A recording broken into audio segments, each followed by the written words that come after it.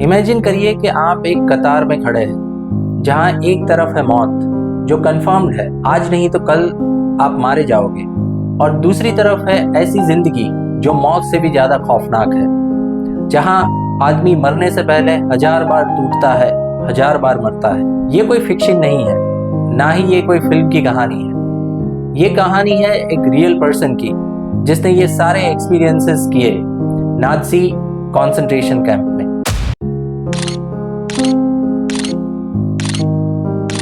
ये कहानी है विक्टर फ्रैंकल की, जिन्होंने अपने एक्सपीरियंसेस को लिखा है अपनी किताब मैन सर्च फॉर मीनिंग में। विक्टर फ्रैंकल कोई ऑर्डिनरी इंसान नहीं थे। वो ऑस्ट्रिया के एक रिस्पेक्टेड न्यूरोलॉजिस्ट और साइकियाट्रिस्ट थे। वो रिसर्च कर रहे थे ह्यूमन साइकोलॉजी पे। और आयरनी देखिए, जिस आदमी ने अपनी पूरी जिंदगी लाइफ के मीनिंग को समझने के लिए लगा दी, उससे ही इवेंचुअली उसकी लाइफ का मीनिंग छीन लिया गया। एक सुबह जब वो उठे, एवरीथिंग वाज नॉर्मल। फिर नाज़ीज उनके घर आए और उनको पकड़ लिया गया और फिर उनको ले जाया गया नाज़ी कंसंट्रेशन कैंप में। जब उनको पकड़ा जा रहा था तो उन्होंने सोचा कि मेरे मैन्युस्क्रिप्ट को मैं साथ में ले चलता हूँ। तो अपने मैन्युस्क्रिप्ट को, जो हैंड रिटन मैन्युस्क्रिप्ट थे, उनको उसने अपने कोट में छुपा लिया। फिर कैंप पहुंचते ही उनसे उनकी सारी चीजें छीन ली गई, उनकी आइडेंटिटी, उनके जूते, उनके कपड़े, इवन उनकी मैन्युस्क्रिप्ट को भी जब वहां के गार्ड्स ने देखा तो उसको फाड़ दिया। जिस मैन्युस्क्रिप्ट पर वो सालों से काम कर रहे थे, जिसमें उनकी पूरी लाइफ चली गई, उनकी नजर के सामने उसको डिस्ट्रॉय कर दिया गया। उस मोमेंट फ्रैंकल ने रियलाइज किया कि उनके पास कुछ भी नहीं बचा है, ना आइडेंटिटी, ना फ्यूचर, ना कंट्रोल। उनको एक नंबर असाइन कर दिया गया। तो अब वो विक्टर फ्रैंकल नहीं बचे थे, अब वो सिर्फ एक नंबर थे, एक ऐसा नंबर जिसके लाइफ की कोई वैल्यू नहीं थी। और वहीं से स्टार्ट हुआ एक इंसान का सिस्टमिक ब्रेकडाउन। सिर्फ बॉडी का ब्रेकडाउन नहीं, माइंड का ब्रेकडाउन, उसकी आत्मा का ब्रेकडाउन। कैंप की लाइफ बहुत ही ब्रूटल थी।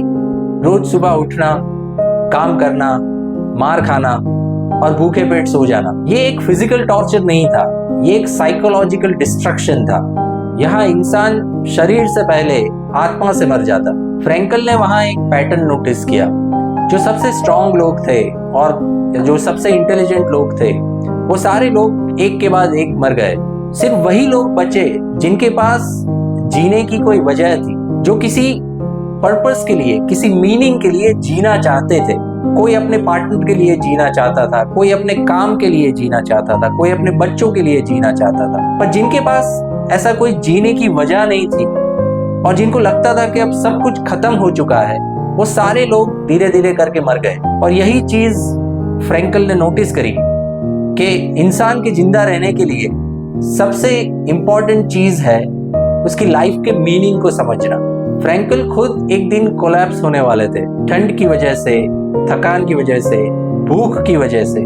उस टाइम पे उन्होंने अपनी आंखें बंद की और उन्होंने विजुलाइज किया कि वो कैंप से सक्सेसफुली बाहर निकल गए हैं और वो किसी स्टेज पे खड़े हैं और दुनिया को अपने एक्सपीरियंसेस के बारे में बता रहे हैं। वो एक थॉट ने एक अलग टाइप की एनर्जी फ्रैंकल में डाल दी। सिचुएशन सेम थी, उनका pain, suffering, everything was same, पर वो एक थॉट की वजह से उनका पूरा पर्सपेक्टिव चेंज हो गया। फ्रैंकल ने रियलाइज किया कि इंसान से सब कुछ छीना जा सकता है, सिवाय एक चीज, जो है इंसान का एटीट्यूड चूज करने की फ्रीडम।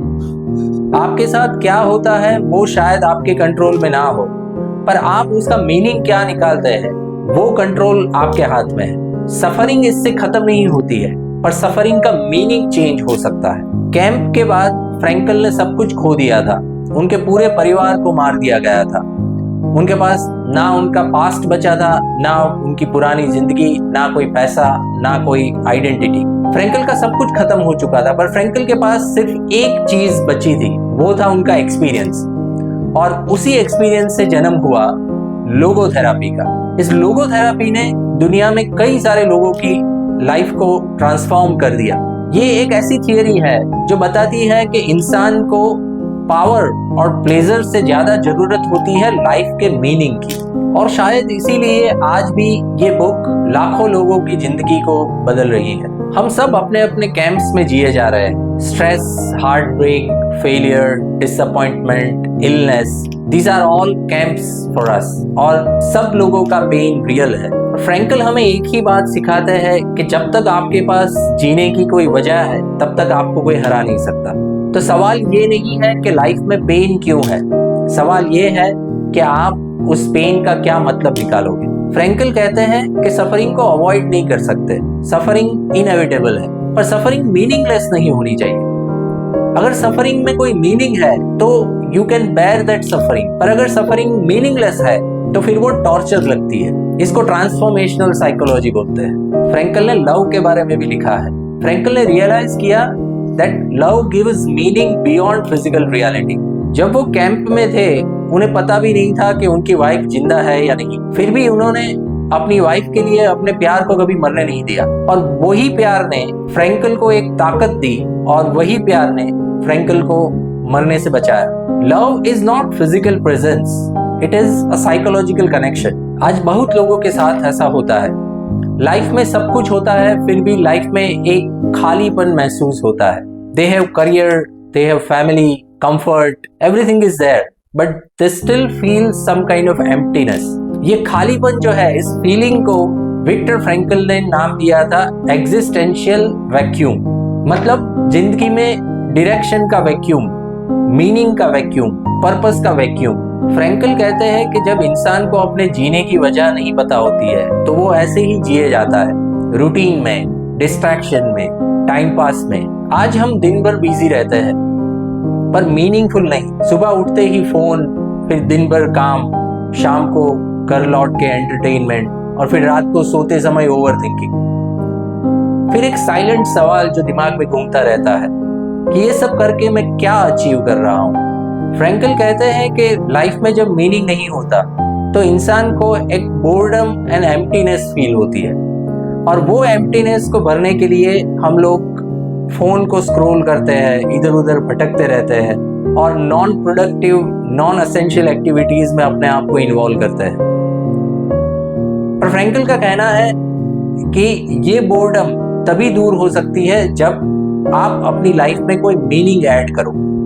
वो मीनिंग कुछ भी हो सकता है, एक छोटा सा पर्पस, कुछ क्रिएटिविटी, कुछ ऐसा बनाना जो दुनिया में पहले से एग्जिस्ट नहीं करता है, किसी को एक छोटी सी हेल्प करना, किसी के लाइफ में कोई पॉजिटिव ट्रांसफॉर्मेशन करना, कम्युनिटी के लिए कुछ करना।